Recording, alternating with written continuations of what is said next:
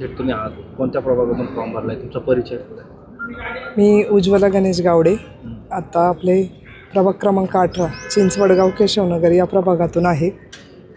आणि आता आज मी उमेदवारी अर्ज पहिल्यांदा हे केलेला आहे आणि भारतीय जनता पक्षाकडून हा अर्ज दाखल झालेला आहे माझा. आणि आधी मी भारतीय जनता पक्षाची महिला अध्यक्ष म्हणून काम केलेलं आहे. अच्छा. काय भावना होत्या आज मनात फॉर्म भरताना? कोणती धाकधूक? कारण एबी फॉर्म अद्याप कुणालाही दिलेलं नाही आणि यादी देखील रविवारी जाहीर होणार होती, अजून यादी देखील जाहीर नाही. धाकधूक म्हणजे ती थोडीशी आहेच आहे, पण एक आनंद आहे की मी आज भारत देशातल्या सर्वात मोठ्या पक्षाकडून उमेदवारी अर्ज दाखल केलेला आहे. ठीक आहे, एबी फॉर्म यायचा आहे, पण तोही येईल. अच्छा. कोणत्या मुद्द्याला तुम्ही घेऊन पुढे जाता?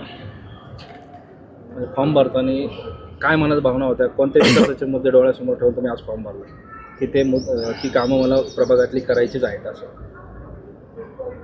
पहिलं तर म्हणजे महिलांचे सक्षमीकरण, सुरक्षितता हा माझा महत्त्वाचा मुद्दा असेल. आणि आपण बघतो की आपल्याकडं हॉस्पिटल्समध्ये महिलांसाठी आणि ज्येष्ठांच्यासाठी वेगळे वेगळे वॉर्ड्स ठेवायचे का, तर वृद्धांना थोडंसं लोक पण असतात त्यांच्याबरोबर आणि जास्त वेळ लाईनला थांबावं लागतं आणि महिलांचे एक वेगळा सेपरेट वॉर्ड हवा.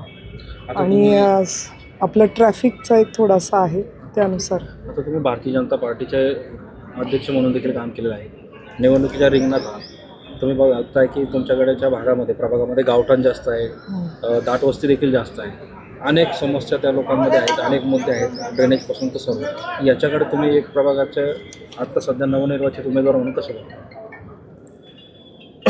गावठाणचा आहे तो प्रभाग, पण आपण प्रशासन आणि आपण एकत्र हे करून व्यवस्थित त्याचं काम करण्याचा मी प्रयत्न करेल.